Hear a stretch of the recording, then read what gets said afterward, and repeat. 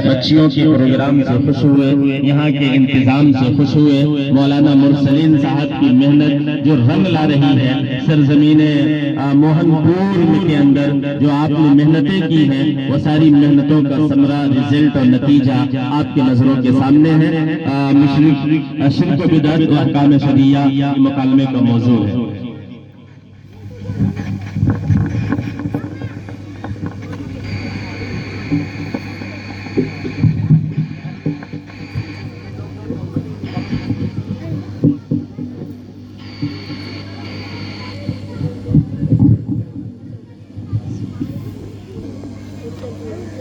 ارے بہن جلدی کرو ورنہ جنازہ اٹھ جائے گا۔ یہ آپ کیا کر رہی ہے؟ اس کے شوہر کا انتقال ہوا ہے اور آپ اسے نیا کپڑا پہنا رہی ہے، یہ غلط رسم ہے، بدعت ہے۔ لو یہ نئے مولوی کی نئی شاگردہ لگی فتویٰ دینے۔ سلمہ بہن، میں نئی مولوی کی نئی شاگردہ ہونے کی وجہ سے نہیں بول رہی ہوں، بلکہ دین کی صحیح بات آپ کو بتا رہی ہوں۔ یہ جو آپ کر رہی ہے یہ بدعت ہے۔ آپ کو یقین نہیں ہے تو آپ بیہستی جبر کھول کر دیکھ لیجئے۔ ہم کو تو بیہستی جبر پڑھنا آتا نہیں ہے۔ چلو اسماء اپا گاؤں کی پرانی پڑھی لکھی عورت ہے، انہی کے پاس چلتے ہیں۔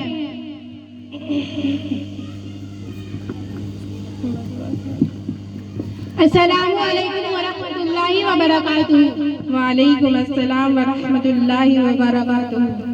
دیکھیے آقا، یہ اسماء کہتی ہے کہ جس کے شوہر کا انتقال ہو جائے اور جنازہ رکھا ہو تو اس کو نیا کپڑا پہنانا بدعت ہے، حالانکہ ہم تو برسوں سے یہ کام کرتے ہوئے آئے ہیں۔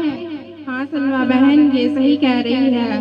اصل میں بات یہ ہے کہ ہم جس سماج اور معاشرے میں رہتے ہیں وہاں ہر دھرم اور مذہب کے لوگ آپس میں مل جل کر رہتے ہیں اور ایک دوسرے کے ہر دکھ مصیبت اور خوشی غم میں شریک ہوتے ہیں، جو کہ ایک بہت اچھی چیز ہے، ایسا ہونا بھی چاہیے۔ لیکن اس کا ایک بہت بڑا نقصان یہ ہوا کہ ہمیں اپنے مذہب کا علم نہ ہونے کی وجہ سے دوسرے مذاہب کے بہت سارے رسومات اور رواجات ہمارے مذہب میں بھی داخل ہو گئے اور ہم انہیں ضروری سمجھ کر کے کرنے لگے، جبکہ یہ ضروری تو کیا مستحب کے درجے میں بھی نہیں آتے ہیں، بلکہ یہ بدعات و خرافات میں شامل ہیں۔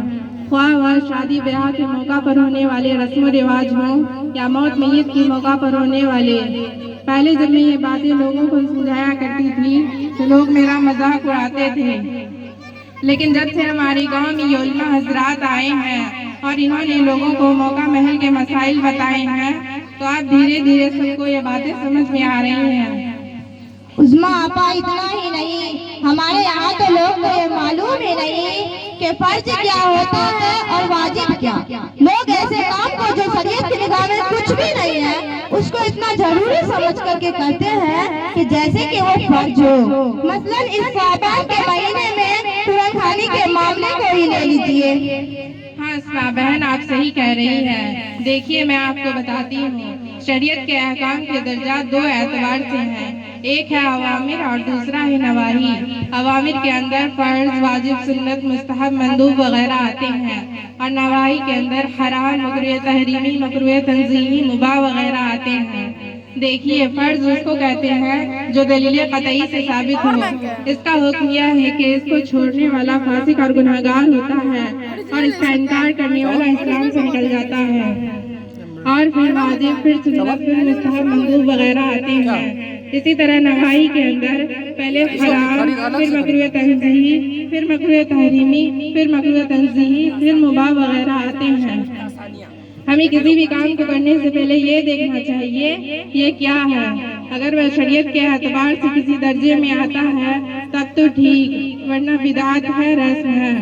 اور اللہ کے رسول صلی اللہ علیہ وسلم نے فرمایا ہر بدعت گمراہی ہے اور ہر گمراہی جہنم میں لے کے جانے والی ہے۔ اللہ ہماری حفاظت فرمائے اور ہمیں نیک عمل کرنے اور شریعت کے اعتبار سے زندگی گزارنے کی توفیق عطا فرمائے، آمین۔ ہائے اللہ، آپا بتائیے ہم اتنے برسوں سے اندھیرے میں زندگی گزار رہے تھے، اللہ جزائے خیر دے ان علماء کرام کو کہ انہوں نے ہمیں روشنی دکھائی اور صحیح راستہ بتایا، لیکن آپا گاؤں کی عورتیں تو ان علماء کی بات کو مانتی ہی نہیں ہیں۔ چلو سلمہ، ہم اور تم مل کر گاؤں کی عورتوں کو سمجھائیں گے، یہ علماء حضرات جو باتیں بتاتے इनकी बातों को माने। अब तक जो किए सो किए, लेकिन अब जब हमें हक बतलाने वाले आ गए हैं तो हमें इनकी बातों को मानना चाहिए। इसी में हमारे लिए दुनिया और आखिरत की भलाई है।